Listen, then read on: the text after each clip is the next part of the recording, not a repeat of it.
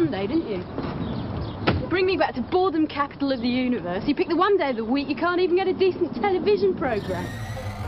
Hello, Ethan. Hello, Shawnee. How are you? Good, thank you. How are you? I'm very good. Well, Good. no, I'm not. I'm very sad. Oh, why? Because we finished our 7th Doctor run. I know. It felt quite fleeting, really. But also, I feel like I've been on the journey.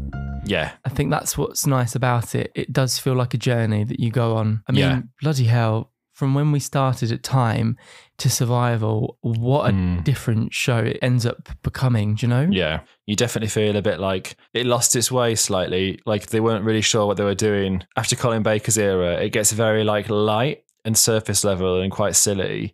And then by Survival, you really feel like they'd worked out what they wanted to do with it by then. So obviously yesterday they announced season 25, the collection box set, and they've done some new interviews, which are really interesting from what we saw in the trailer. One of them is with Andrew Cartmel, and he talks about the state of the show, especially at the end. And he said in his quote that they included in the trailer that J&T had run the show into the ground. He came on board, and at that time, J&T was sort of running it back out of the ground. And by this episode, by Survival, the show was in a great place, and he was gutted that they decided to pull the plug anyway. Because John had sort of run it into the ground, but then he proceeded to run it out of the ground again.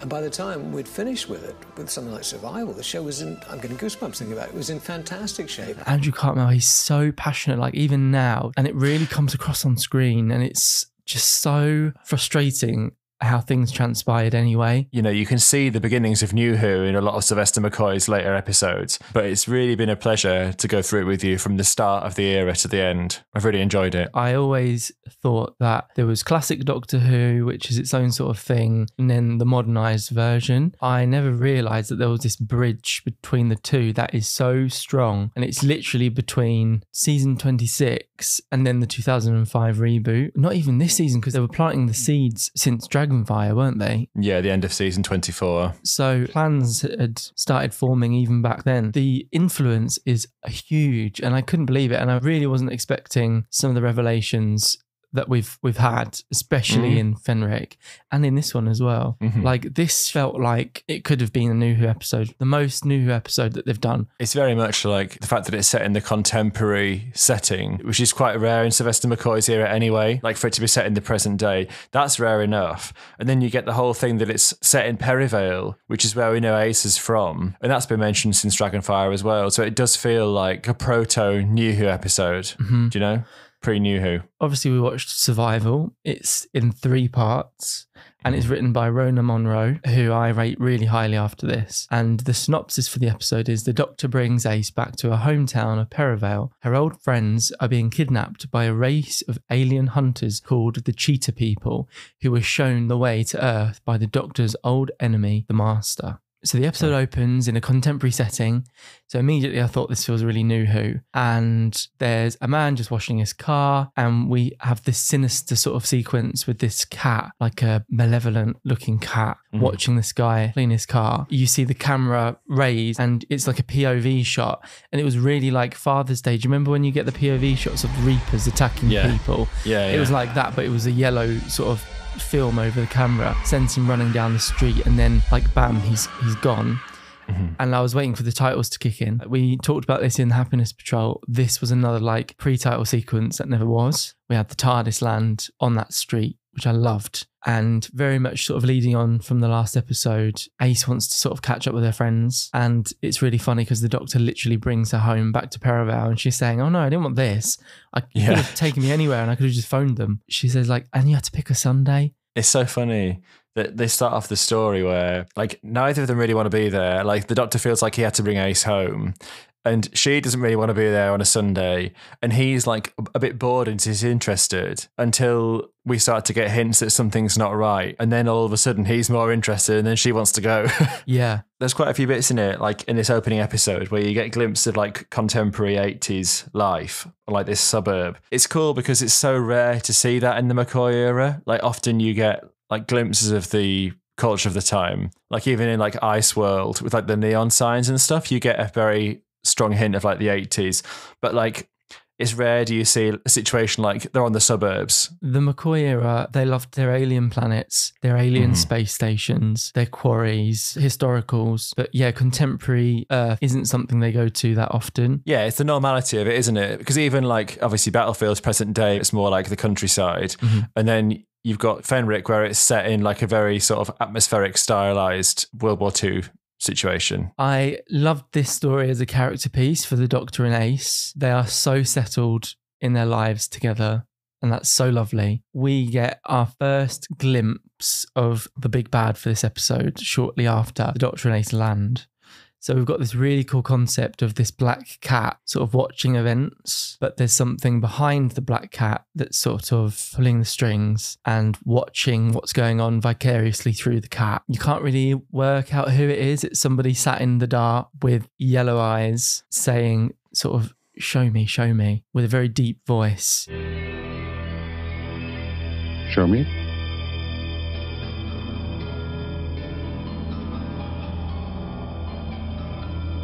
No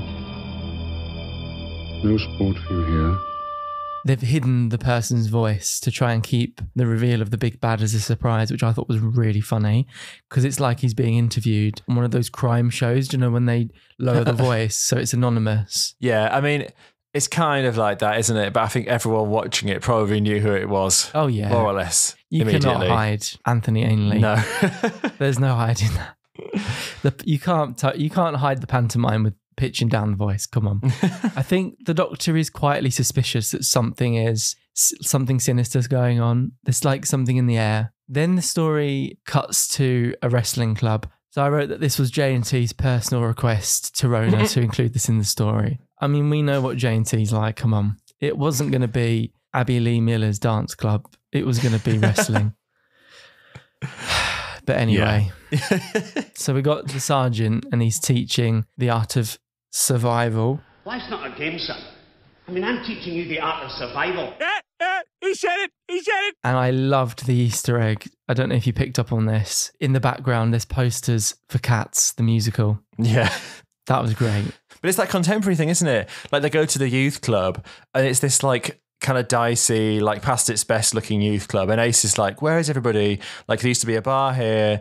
It wasn't great, but at least you could meet people. And it's like Perivale seems like it's been deserted. And then they find these like boys in this class in one of the like main rooms of the youth club. And there's a bit of relief for a moment that like, oh, people are here. The posters and stuff in the youth club, there's like a Housing Britain poster. And it's like, I love seeing all the like 80s design and the graphics and stuff like that. It felt quite authentic. I think they did a really good job. Like you mentioned before that Perivale is deserted. Obviously that links into the story, but they did a really good job of making everywhere they filmed feel really deserted, which wouldn't have been easy, you know, to like have to sort of evacuate an urban area. And again, that felt very like Father's Day because the Reapers are eating everyone. Yeah. Things feel really still. Kind of felt like, you know, in Wallace and Gromit, when there's nothing in the backgrounds, there's no people, there's no cars. When you see the town in the earlier films. What I always thought was interesting is that like, I don't know if it's by accident or by design, but like a lot of the extras and like Ace's friends that she sees in the town, there's a lot of people that are just like, they seem sort of like they're not entranced, but like they're just kind of going through the motions, like they're not really focused. It feels like they're a bit dazed or like, I don't know, they just feel sort of dormant, like they're waiting to be taken. They're not really all there, do you know?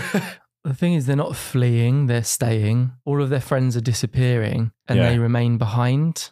So yeah, there's something strange about that for sure. The cat sees the Doctor and the mastermind behind the cat reacts. So that's another clue that the big bad is familiar with the Doctor. I mean, it's obvious who it is. But anyway. As if him going, oh, isn't enough.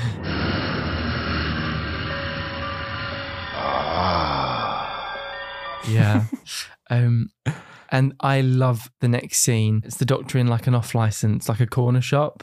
It's so ordinary and it's so great. And the two attendants who run the shop are really funny. They're talking to each other about this lion anecdote. Now, there's two blokes, right, in a tent in the jungle. You got another one for me, ain't you? Go on then. No, go on. Right.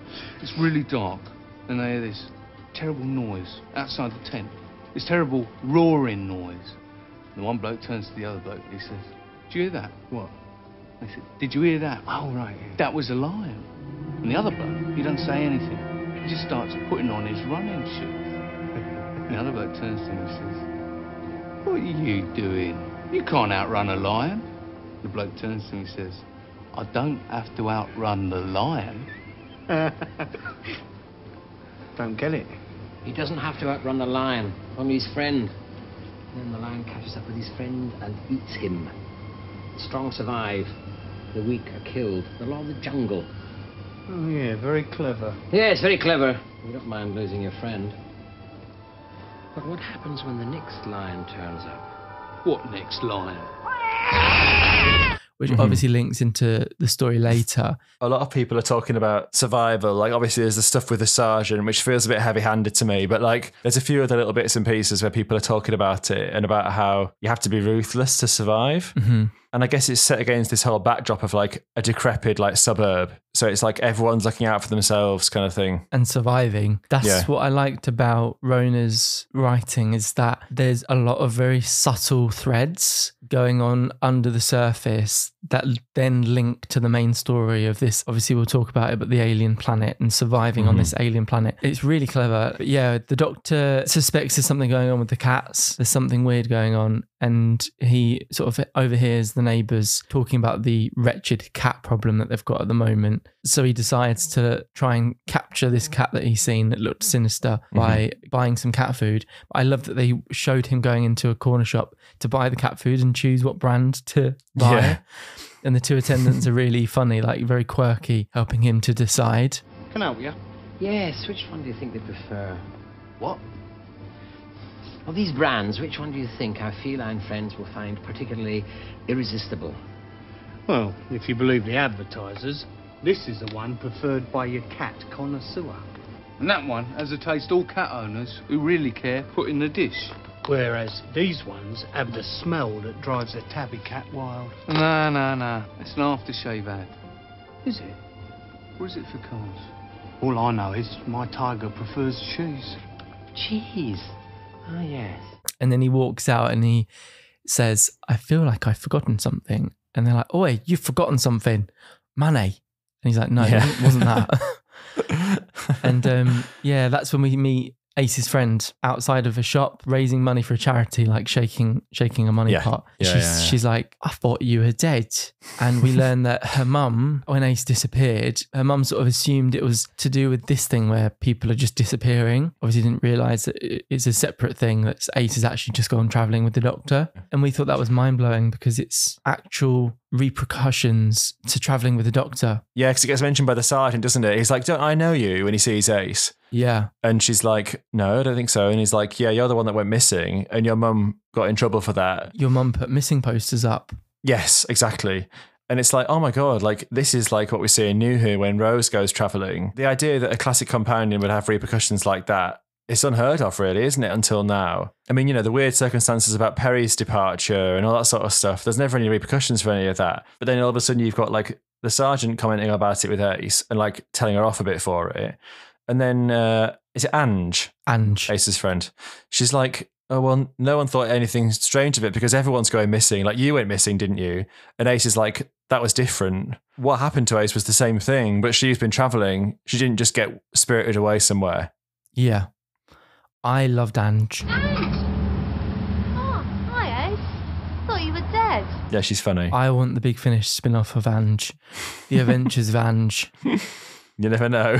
She never gets taken, I think because she's just so boring that they just didn't bother with her. The cheetahs knew she wasn't going to run. She'd just be like, all right. You're right. Yeah. Oh, Cheetah People. Like, I am obsessed with Ange. Know what I reckon? What?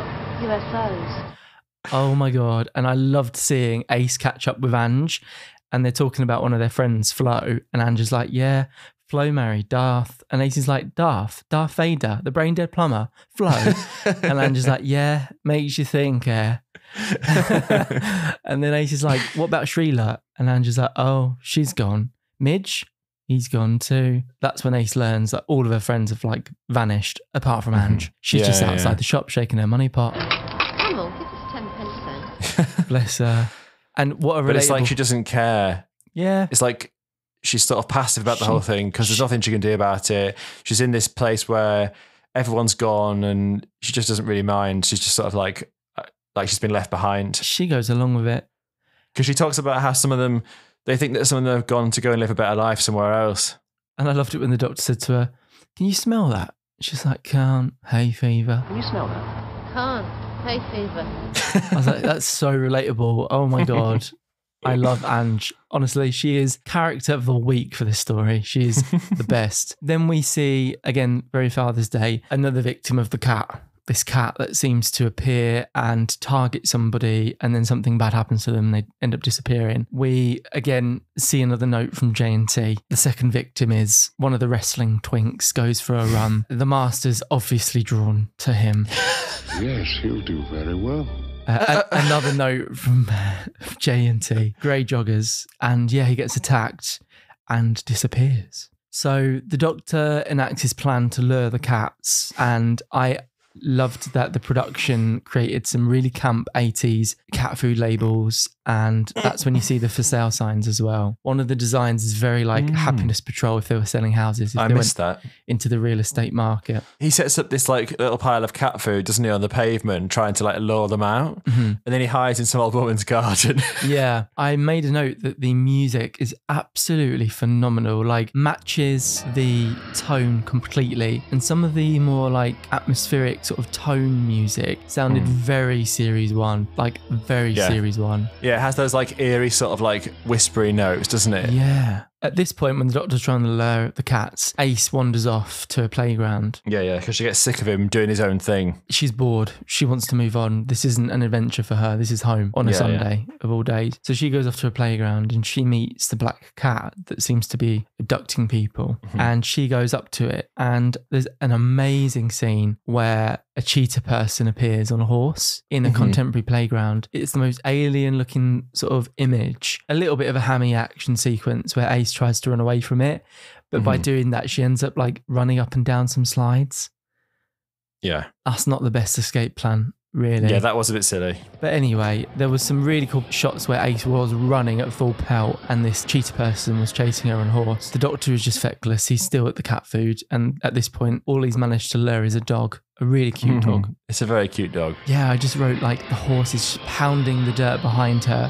The music is amazing. And then zap, Ace is transported to another planet. Yeah, the scenes with the horses are quite impressive, aren't they? So impressive. Like, part of the fact that they managed to get an actor on it wearing a costume that they probably can't see very well out of. They do look grand, these like big horses galloping across and the manes and everything. It's cool to see. This is what I meant when I talked about the first half of The Curse of Fenric, how slow that was. But this, you're straight into the action. Yeah, there's a bit of mystery and intrigue, but it goes on for less time just because of the fact that you've got the 3-episode length. So it all feels more trimmed down. Then the horror ramps up because Ace on this alien planet finds this poor dead man with the sponge still in his hand from where he was washing the car, being eaten by cats. It's quite gruesome. I'm sure Mary Whithouse had something to say about that. These sort of images, the final shots of the programme, with the image that was left in the mind of the child for a whole week. I mean, to be honest, there's quite a few sequences in this where you felt like they would have gone harder with the blood and stuff, but they couldn't go too crazy because they get in trouble. When they find, Midge at the end of the motorbike, it's quite clear that after that explosion when he hits the doctor,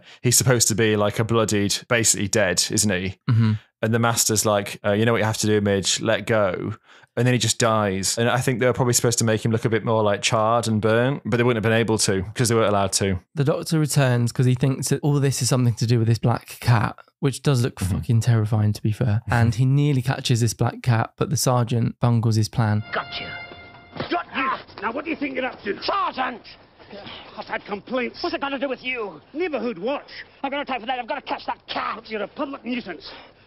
Will you leave me go? Now, look, don't be stupid, eh? Don't get yourself into real trouble.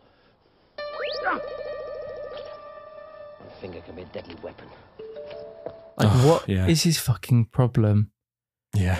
Keep out of the doctor's business. Like, it's nothing to do with you. Back to the youth club. He blames it on the doctor, doesn't he? He says that since you showed up, all this weird stuff's been happening. A cheetah person appears to attack Ace, doesn't it? Ace is sort of rescued by the rest of Twink because he tells her to run. In doing that, it attacks him instead. Yeah, he gets chased down. But Ace then finds more of her friends. Sharina. Yeah, they're surviving on this planet. This was a little bit like the Warriors of Kudlak. Zap those drones. Hi, yeah, I'd like to book a party. I've heard a lot about this place. Apparently it's the nuts. Okay, let's agree to never say that ever again. Young people are being abducted. Yeah.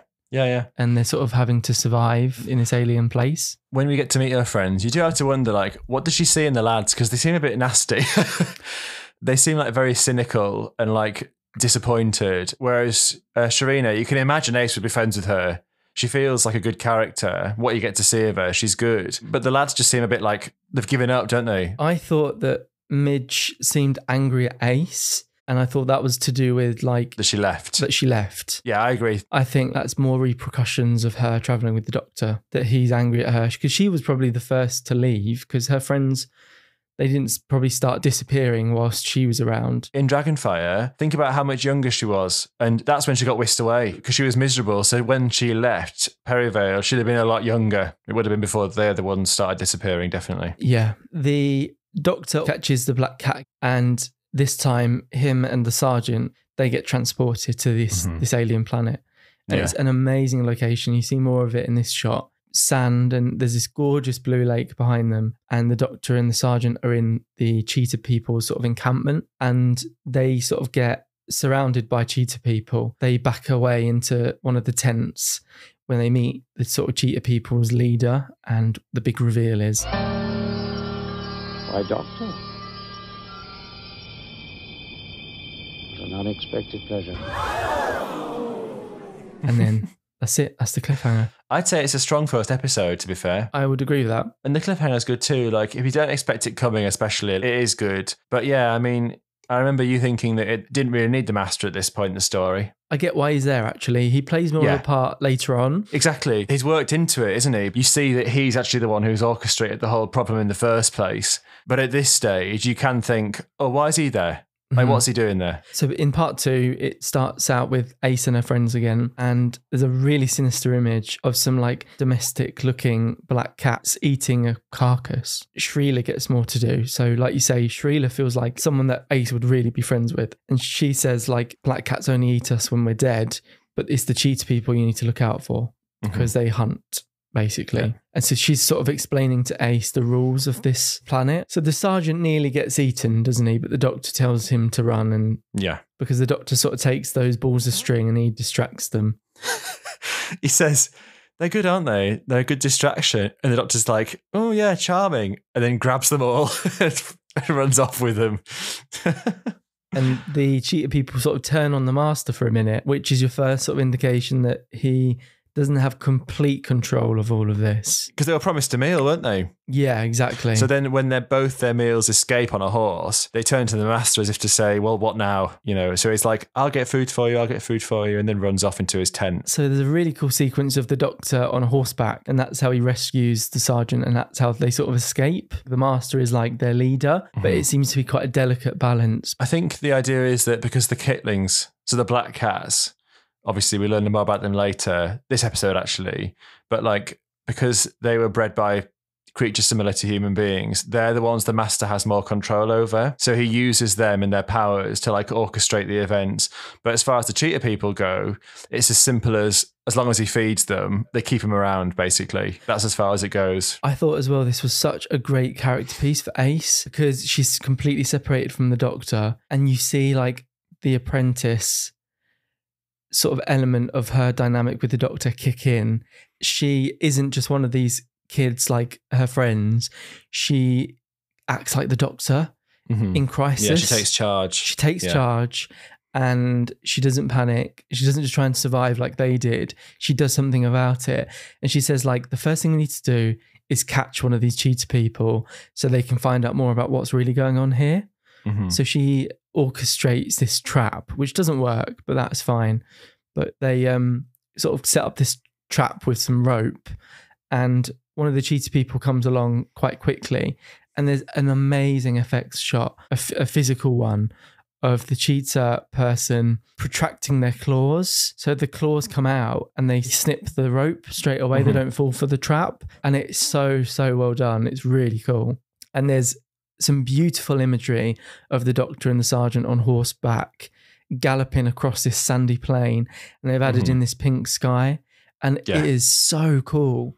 Like, it is so cool. Yeah, it's a subtle effect, but it works really well. Like, the sky, generally, it's done sometimes more intensively than others, but it works really well. Because obviously, this being the 80s, this era of television was floundering to compete with the likes of film, like Star Wars and things at the time. But this felt like they were stepping it up. They were really trying to compete with what was on television at the time or what was in the cinemas. They wanted Doctor to look great. In quite a modest way, though. Like, they're not going overboard with it, do you know? No, but it's not hammy. No, it's done in a way where it makes it feel alien, suitably alien, but not over the top. I mean, kids must have loved this. Like, the Doctor galloping across on horseback, a sandy alien sort of planet. You know, like, again, it's a far cry from the Seventh Doctor falling about in sort of a pantomime way in Time in the Rani sort of thing. That's not cool. This is cool. I know the Cheetah People can be a little bit cringy and all the feline stuff, but no, I was really enjoying the story at this point. Yeah, good. Trying to tell me we're on another planet? Yes. The trouble is, I've never heard of the Cheetah People hunting so far away from the feeding grounds before. The Kitling. The what? That. Kitling. The feline vulture. It's got the power of teleportation. It can jump from world to world, hunting for carrion. We actually were having this literal conversation the other day because we're reading Coraline at the moment, and we loved the imagery that Neil Gaiman uses of this cat that is able to travel between worlds, because that's drawing on a real life thing where cats, that you can sort of look at a cat and they can meander behind like a wall, and then you'll look round the wall and they'll be gone and there'll be no trace of them, and it's like they've literally disappeared in thin air. So this idea that cats can teleport is sort of like drawn on a real life thing because they're so dainty, aren't they, cats? I think they fit in just on like an imagery level as well. They really do fit in with Anthony Ainley's Master as well, because he's quite feline, isn't he? Yeah, well, they say, don't they, he's got a very like feline nature kind of feel to him. To see the Master like cradling these cats and surrounded by these black cats, like rubbing up against him with their tails in the air and stuff, it feels very natural. I don't know why, it just works.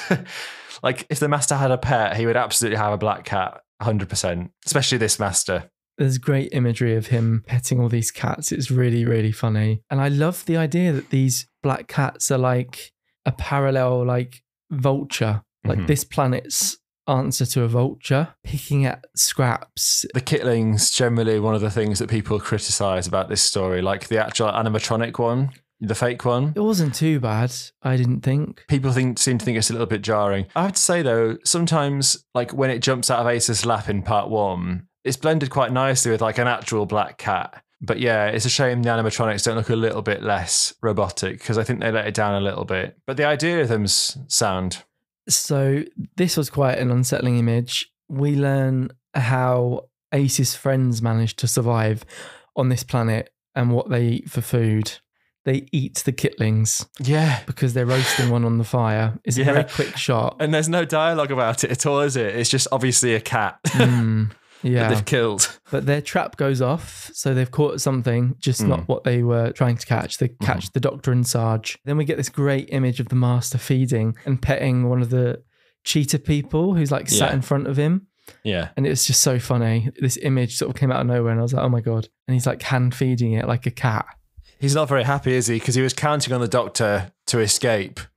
And now he's lost the Doctor. He's a bit like, oh, Doctor, where are you? Like, he knows he needs to try and like find him. But he also needs to keep the Cheetah People happy at the same time. Yeah, exactly. The Doctor explains to Ace and the audience, like by proxy, sort of a whistle-stop tour of like, here's the history of who the Master is. Master? Who's he? An evil genius. One of my oldest and deadliest of enemies. Do you know any nice people? You know, ordinary people. Not power-crazed nutters trying to take over the galaxy. I don't think he's trying to take over the galaxy this time. So what's all this in aid of? He's got some mind link. The cats, the kittlings. They find things for the cheetah people to eat. And she says, do you know any nice people? You know, ordinary people, not power-crazed nutters trying to take over the galaxy, which is great. Like, that's what we'd all say at this point. So, yeah, we get a little bit of sort of exposition there. Mm-hmm. Something's not right with the Master. It's not his usual MO. We then see the milkman in contemporary Earth get abducted, bless him. Yeah. And he appears and starts running immediately in front of the Doctor and the gang, and the cheetahs go after him and eat him. Yeah. But the Sarge decides that he wants to fight, so he starts throwing things at the cheetah people. Yeah. And splits up the whole gang. He's so annoying. It's a bit silly, isn't it? Because it's like, in that situation, why on earth would you start throwing rocks at them? Because they've been so carefully passing through this massive group of them. The Doctor was like, don't interact with them, just walk slowly and calmly.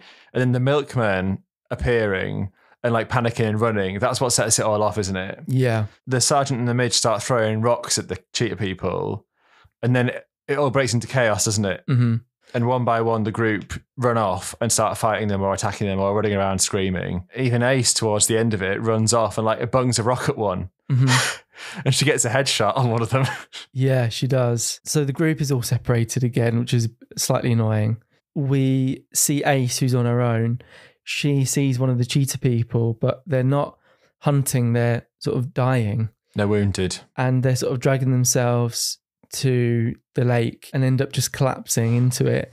And Ace decides to save the cheetah person because, again, as the Doctor's apprentice, that's the right thing to do. That's what the Doctor would do. Mm-hmm. So I really like that. But she also, you can tell she also feels a bit of like a natural affinity or like attraction to the cheetah people and to their planet. And you get that from the moment she sees one in the first episode. She's not immediately scared. She almost has like an expression of awe on her face when she first sees them. And there's more about that later, about the attraction of the planet and about how it creates this animal instinct within you that you can't fight against. It's not explained fully, but as soon as you step foot on the planet, this sort of symbiotic relationship is created between you, the cheetah people, the planet.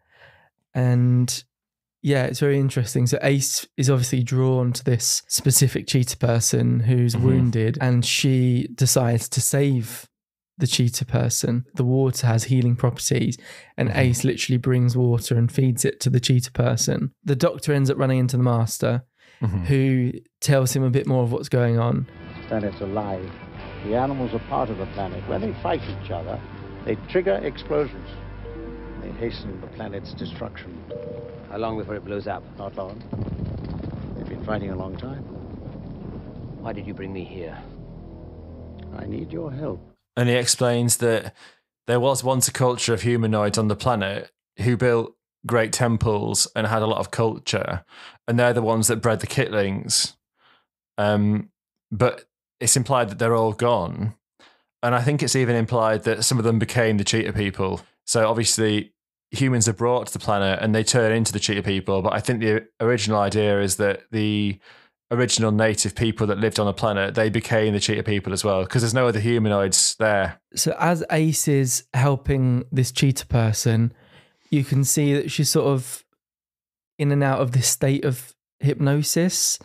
And she says that she feels connected. Yeah, she feels an affinity with Kara. Yeah, and her link to the planet is getting strong. We then see Midge. He attacks a cheetah person with a tusk. Him killing the cheetah person, it immediately connects him to the planet. His transformation is a lot more immediate. It's a lot quicker because he's a lot more aggressive. Yeah, so he then has feline eyes and teeth. So then it all sort of comes together. The Doctor and the gang, apart from Ace, they see Midge and his transformation. And the Master's so funny.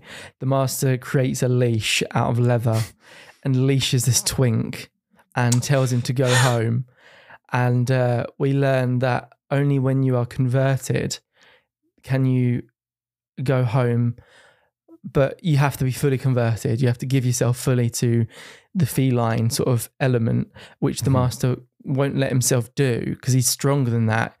He can keep it sort of at bay a lot longer than Midge, who's just a human. Yeah. Because when you fully commit to it, to the transformation, you're that's it. The old you is gone. So the master leashes Midge, tells him to go home, and they are transported back to Earth, which is really cool. Like, it's giving Utopia, where the Doctor's trapped at the end of the universe. The Master's found a way to escape and leave the Doctor there. Yeah. And the Doctor's like, shit, what is he going to do on Earth? Like, this is bad. Yeah. But it's that thing, isn't it? Like, you have to give up your humanity in order to get home in the first place. But obviously, once you've done that, what's the point? Because you're not yourself anymore. No. Only stronger people. So not just Time Lords, because obviously Ace manages to... She gets turned, but she can keep it at bay for a time because she's this very strong-willed person. It's all to do with your will, isn't it? So the cliffhanger is the Master's gone. He's hitched a lift with Midge, and Ace has yellow eyes. She's converted. So that's the cliffhanger, which is another really, really strong cliffhanger. Because Kara reappears, doesn't she? And Ace is like, oh yeah, she's better. Look, Doctor. And she turns around and she's got the eyes. And it's like, oh, shit.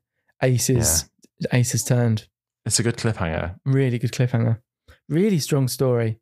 Yeah. Like, really strong. It's slightly undermined by the fact that they zoom in on it and then the pixelation on the eyes is kind of bad.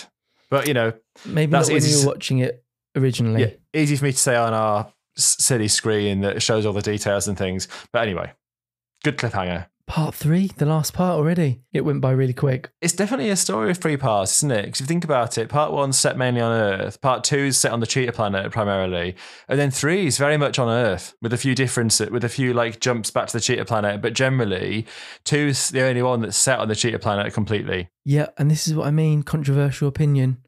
3 parts. It's perfect. I'm sorry. Yeah, you like it, don't you? You quite enjoy the 3 parts. The Curse of Fenrir could have been 3 parts, but anyway. Yeah, so part 3 opens with a really, really cool shot of Ace legging it with the cheetah person. A gorgeous slow-mo shot of Ace running with the cheetah person, and you show that their bond is sort of fully fledged now. They're linked. Yeah, she calls Ace her sister, doesn't she? That's right. I wrote a note here, why didn't Ace's other friends turn? And I think you can sort of surmise that it's just to do with your willpower, what you do on the planet. You know, like when Midge became sort of a savage, that's when his link was established, sort of thing. Amazing scenes of the Master in contemporary London. Yeah, but it's not even London. It's in fact, it's a suburb. So it's like you're seeing Anthony and his master like striding through this street. And it's like, it feels so unnatural because you never get to see Ainley's master in the present day. The Master and Midge appear inside Midge's family house's living room. Really funny image, isn't it? Like the Master in some 80s living room. And Midge, you can see there's nothing left of him. He's collapsed on the sofa and he's just sort of growling and his eyes are yellow. He's gone. The Master says that his will is consumed by the contamination and he's all animal now. So he sort of refers to this link as like a disease.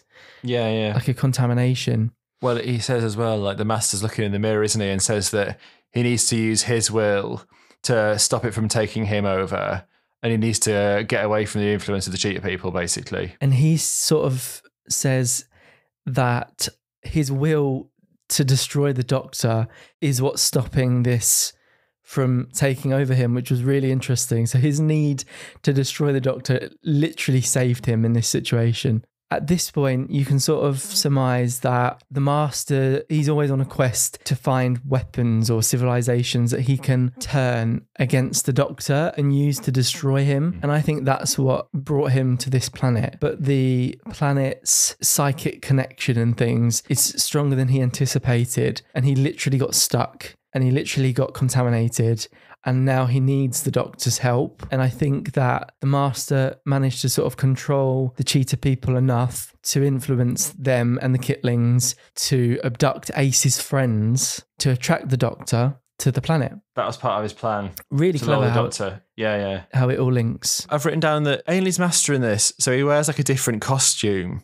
And the close-up like monologues aside, generally, Ainley's dialed back his performance a lot in this. He seems quite somber and quite sort of desperate, which is fitting, like because the whole theme of it from now on is about like things like dying and things ending. And the Master knows that if he fails to destroy the Doctor in this situation, it's not going to end well for him, basically, at this point. He seems quite desperate, doesn't he? Mm-hmm. And he says that he wants to use Mitch as the jaws to his trap. Mm-hmm. And so they go into town, don't they? They leave Mitch's flat. And as we realise later, Mitch has like a little sister who is left behind. So back on the planet, we see the Doctor and the rest of the gang who are left feeling quite hopeless, and the Doctor's panicking at this point. I've written down, Sergeant, wish Brigadier is annoying at this point. I know. He's been saved too many times. Every time he got saved, I was like, for fuck's sake. There's some really scary images of like the Doctor, and he's trying to protect this group of humans. And, you know, he's stranded on this planet full of flesh-hungry beasts. And they're sort of wandering around, and there's these amazing images of cheetah people distracted, like eating carcasses, because by this point, quite a few people have died. You know, the milkman, the jogger, the car wash guy, and there's other sort of corpses everywhere, and the cheetah people are just eating meat, and they're terrified, and the idea that at any moment this group could also be devoured, you know? Really, really scary stuff. Because they're waiting for one of them to change, aren't they? And then they're going to want to use them to get home. They just need one of them to change. Obviously, there's the danger. Yeah. There's the ongoing danger around them. They need somebody to change, to hitchhike off of them to get back home. It's not a great plan, really. But and Ace is gone. She's run off with the cheetah person. So we then go back to Ace, and we've got this amazing scene where she contests the cheetah person's morals of killing people. She asks Kara, would you kill me if there wasn't any meat?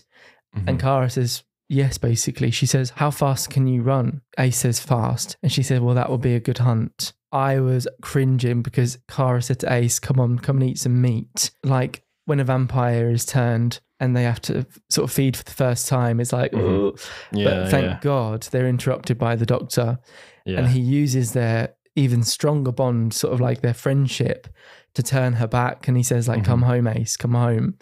And they hug, and she turns back sort of to human. And she says like, what's happening to me? And he says, it's all right, Ace, we're going home. And Kara's not happy with that. Like her bond has been trumped by the Doctor and Ace's bond. Really cool scene, really nice character moment for the Doctor and Ace. I loved it. The Doctor then explains to Ace that she can do what they do, that she can carry her prey home, that you can help us escape. But there's a moral dilemma, because the Doctor says that if you do that, you may never change back. You'll become like the cheetah people forever. And Ace says, what should I do, Doctor? Like, tell me. It was touched upon in the last episode. Ace's faith in the Doctor, it's stronger than anything. But the Doctor can't tell her what to do in this moment, because it's an impossible choice. The choice is yours. The Doctor would happily die on this planet because he doesn't want to lose his best friend, but also he can't tell her to do this because it's not. She needs to decide moral. it herself. He takes the Doctor's hand, and the Doctor knows that she's made her choice, and he says to everyone, we're going to go home. So she rescues them all, and they're back in Perivale. And the Sarge is holding hands with the Twink. I said, another J&C note. He's annoying to the last, isn't he? He's like, what are you doing? What's your game? Yeah. And then walks off, and he insists that he just dreamt it all. Idiot. Die. And then Ace is like, that's all very well for a thank you, isn't it? Thank you, Ace. Thank you for getting us home. And then the one of her friends that's still alive is like, thank you, Ace. Thanks for getting us home. And then he runs off. Oh, and Shireen makes it home too. Yeah, I felt a bit of unease here because Ace really wants things to be back to normal. And she says like, oh, it looks like everything's back to normal. You know, the Earth's still here. Perivale's still here. And she really wants to just carry on. And you've got this feeling of dread because you know there's more heartbreak to come. She says like, oh, come on, Professor, you know, what are we hanging about for? And the Doctor says to her, you know, there's unfinished business here. He says, the Master. And she's like, oh, no, he's not around here, the dump of the universe. But listen, this is the only home I've got now, right? And she puts her hand on the TARDIS. She says like, this is my home. He says no. And this is like when my heart was sinking. He was like, you brought us here, therefore Midge must have brought the Master here. Come on, we can't go in the TARDIS yet. The adventure's not over. Easy. We need to go and find Midge. Where's his house? And we get a fantastic scene of the Master and Midge shopping for a motorbike. Yeah. Because sort of Midge is like a cheetah person, but horses are in short supply in this area. So the alternative is a motorbike. I never thought of it like that before. Very 80s answer to the horse. Yeah. He also gets some new shades and a jacket while he's at it. Oh, God, I wrote here that the Master puts him in a very ugly suit. Yeah. And sunglasses. But anyway. Yeah. So the Doctor and Ace go to Midge's flat. That's when we meet his little sister who's in tears because Midge must have terrorised her by killing their family cat. Mm-hmm. Dead on the floor, like really She's just in the flat on her own. On her own, yeah. This little girl. Because the mum's been sent to the planet. Oh, right. There's a line where the mum had been sent back to the planet. I didn't get that. Where's your mum squeak? He made her go away. What's he doing it for? Why? He's escaped, hasn't he? He doesn't need to keep the cheetahs busy. He's safe. What's he still doing it for? Malice. Midge is dressed in that awful suit. He goes to the youth club. So the Master has Midge and an army of twinks because he sort of hypnotises them, doesn't he? Yeah, Of course he'd go for the twinks. Come on. It's Anthony Ainley's Master. What else? Right after that happens, the sergeant comes in and gets his just desserts, doesn't he? Oh, thank God we got rid of him. But 2 parts too late. He comes in and it's like, come on then, lads. Sorry, I'm late. Let's get on with it. They all stare at him and they step back to reveal the Master and Midge. And then the next time we see him, he's dead. Yeah, thank God. It's just the fact that he was so lucky to get back home from the cheetah planet. He must be one of like literally only 5 people to ever have done that and then gets killed. Yeah, oh God. Because the Doctor and Ace go to the youth club, don't they? Based on what they think the Master's going to do. Yeah. And they get there too late because he's gone and in their wake, they've left the dead sergeant. They're hot on their tracks, but they're one step behind. Yeah, yeah. But they eventually head him off on a hilltop, and that's sort of where the final standoff happens. And obviously we mentioned like the Curse of Fenric felt like a finale and it was going to be hard to top that, but this is a really great follow on from that. Yeah, it is, definitely. It's not low stakes, it's still high stakes. It's a great character piece for the Doctor, for Ace, with the Master. Great story, and I loved this final standoff. It's really funny that they didn't know it was going to be the last episode because it does feel like it's all come down to this. Yeah, I suppose it's still written to be a season finale. Yeah, true. And it's lovely that Rona got to write that because I'm surprised they didn't get Andrew in to write a story like this, but she did such a great job. I really, really liked this story. So we get this insane scene where the Doctor and Ace face off the Master and he sort of walks up over the hilltop with Midge and then you see his army of twinks. You know this is going to be bad. And the Master instructs Midge to get on the motorcycle. Ace gets on the motorcycle to sort of have a joust off with Midge. But the Doctor won't allow her to do that. And he sort of pulls her off and he gets on instead. And he sacrifices himself. And oh my God, I don't know how they filmed it. Yeah. But the scene is so intense. The music is amazing. And it's Midge and the Doctor going full pelt on these motorcycles towards each other. And like my hands were on my face and I was watching it through my fingers. And the explosion is huge. Bam. Like they're both, there's no way that either of them could have survived that.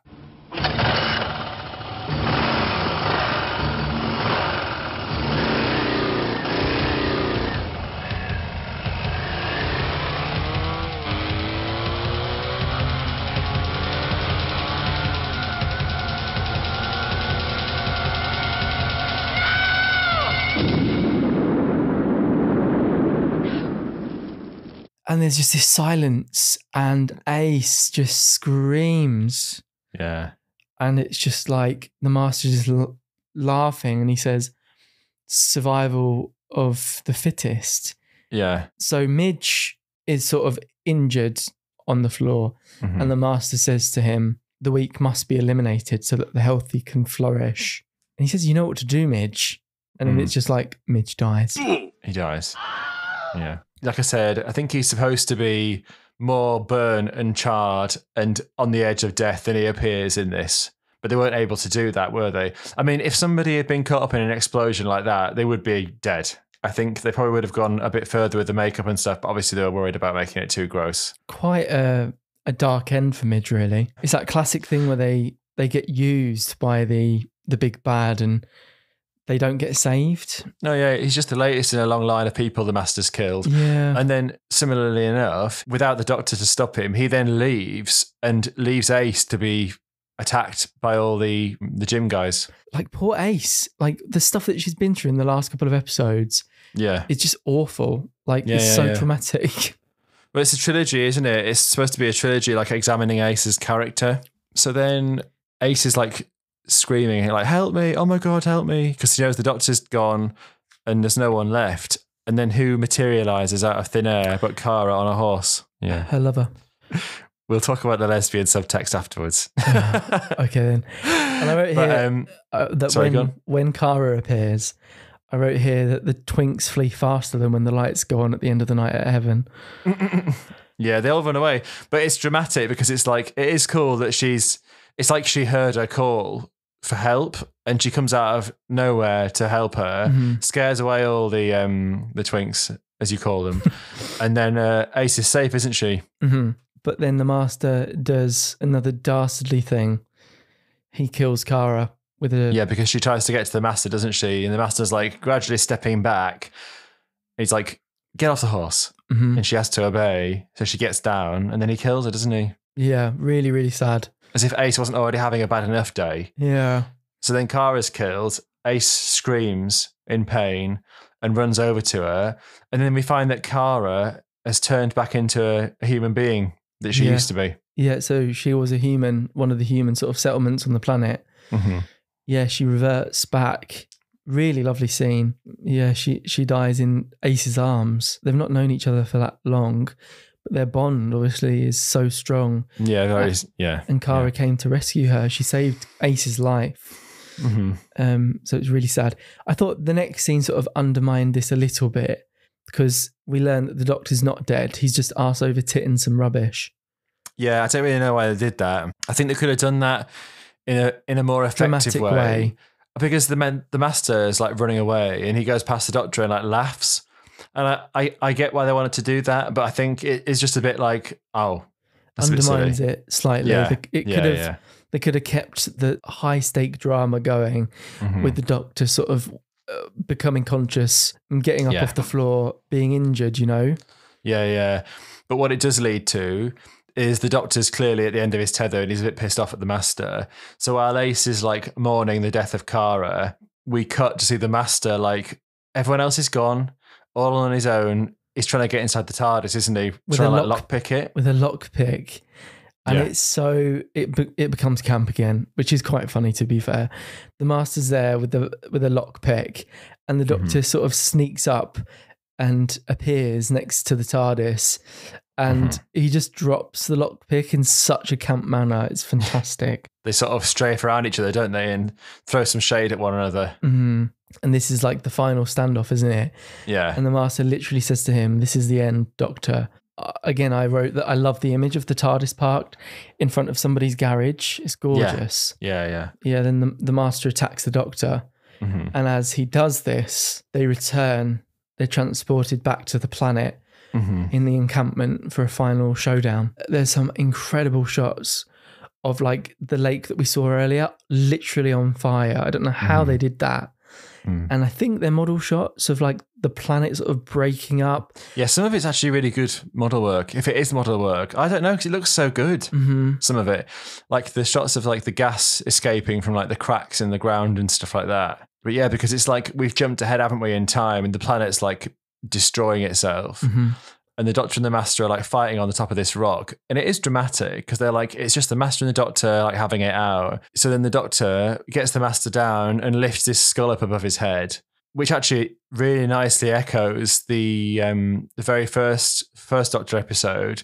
Remember where the first Doctor wants to crush Caveman's skull? It flashes back to that. But also, as he lifts this skull into the air, he glances ahead and sees like the ghost of the Cheetah People disappear while like a volcano erupts. And that's when he realizes if we do this, we're going to end up wiping ourselves out and killing ourselves.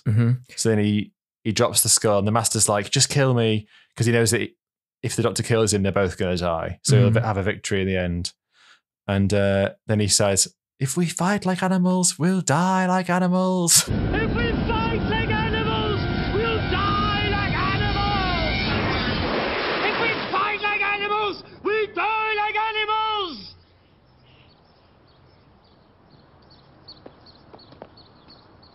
Home.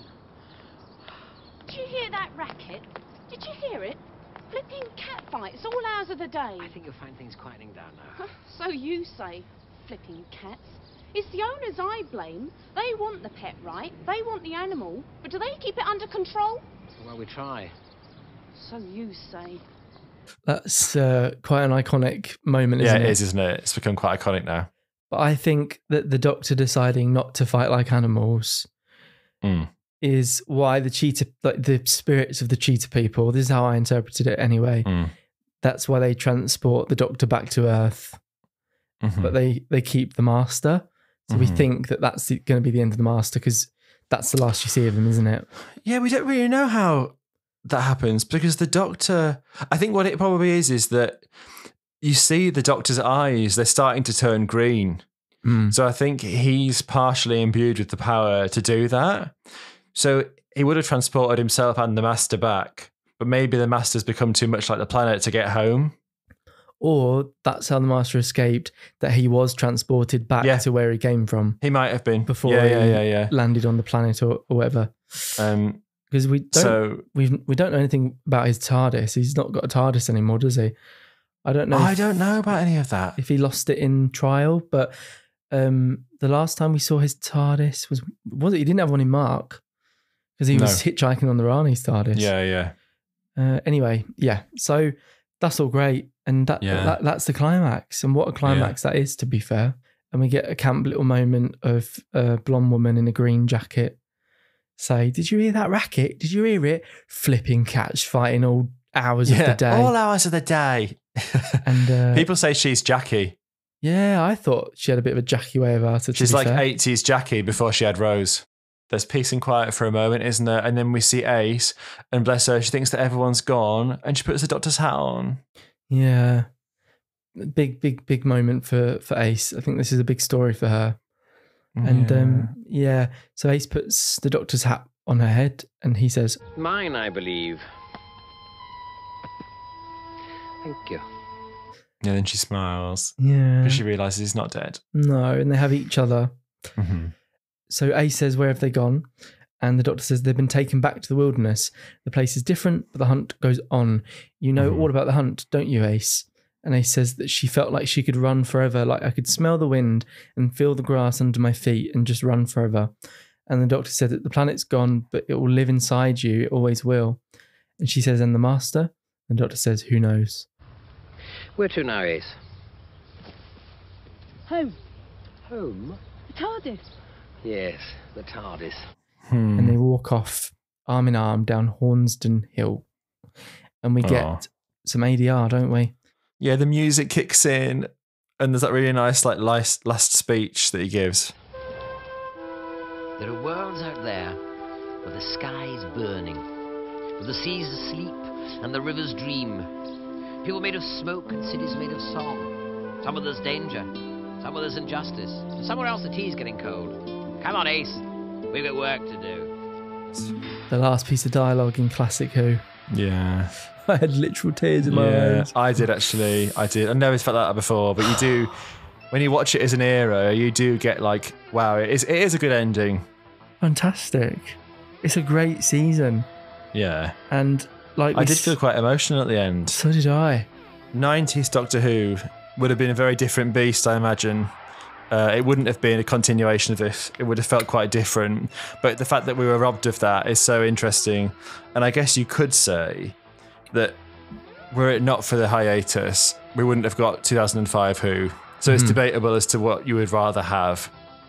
It's necessary, but it is sad with the foresight of knowing that this kicked off the wilderness years. Yeah. And it's the end for Sylvester and Sophie, but not really, because obviously it's not now, is it? They get to come back. Yeah. Big Finish was waiting for them. Yeah. Other expanded media, the main show. So they did very well and good on them. And here's hoping for the Ace spin-off. Yeah, and living in the era where Russell says that obviously Unit is well established now in New Who again, and Mel's back, which is fantastic, and that other companions can come and go as they please. So I think Ace needs to come back for her New Who story. I think we had her in Power, but let's get a story where she comes back, more of a focus. I'm fairly sure she'll get more screen time going forward. And to give Chibnall props, I think that one of the best New Who scenes that has ever been written. All children leave home sooner or later. The joy is to watch them fly. So, we're good. Oh, we're more than good. We're ace. Literal goosebumps every time. So what are we rating that story? All the ideas are there, and I think a lot of it's really good. Just a couple of things that are down for me, which is that I think the Cheetah People, it's a shame they didn't go with the more humanoid and feminine concepts which they were supposed to go with, and they didn't. They ended up looking a bit more like carnival mask sort of thing. The Kitlings, obviously, are a bit of a shame sometimes. And then, I don't know. I liked it a lot. It has a few detractors for me. What would you say? I must admit, I think the Cheetah People costumes, I sort of saw that as a limitation of the time. Yeah. So obviously, like in an ideal world, I imagine they would have looked like the cat nuns. Yeah, I think Rona Munro was actually quoted as saying that that's what she would have liked for the Cheetah People. Where you get more of the human features in the performance. Yes. Yeah, exactly. In this story, it is very much hidden under these massive masks. Yeah. Which must have been absolutely sweltering when they were filming. But you do lose more of the humanoid sort of performance in the facial features. So in my head, that's just a limitation of the time. And the Kitlings, that didn't really bother me. I thought that was merged really well. No, I think this is one of my favourite stories that we've watched. 100%. I'd probably say, if we're thinking about it, I'd probably give Battlefield a 6, Ghostlight a 6, Fenric 8, and Survival 7. And I give this one a 9. Yeah, it's weird. I don't know. I'm between 7 and 8 for Survival. I really enjoyed it. Yeah. I just think in every part, there's something that really sort of blew me away. Mm-hmm. So that's fair enough. Huge props to Rona for this. I kind of have the urge now to watch her Series 10 episode. Yeah, I'd like to watch that too, to be fair. I don't recall I've only seen enjoying the it. Eaters of Light once. So we talked about wrapping up the 7th Doctor in a neat little bow and watching the TV movie. So we may do that, but we'll see how we feel. Obviously, he's only in it for a short time, but it would wrap up his Doctor. Yeah, thank you for that journey of the 7th Doctor. I'm very sad that it's over. So am I. Very much enjoyed it. It started out as sort of a very camp light thing, and it was so nice to see the journey of it getting more serious, more confident, more comfortable. Yeah. Yeah, an absolutely stellar Doctor. I can see why he's held in such high regard. Sylvester McCoy is an absolute joy to watch. It is a great era, isn't it? Three seasons that are all very different tonally. It's something to be enjoyed in everything, I think. All of his stories. So, have to have a think and decide what we're going to do next. Perfect. Well, we'll leave it there. Cool. Thank you very much. Thank you.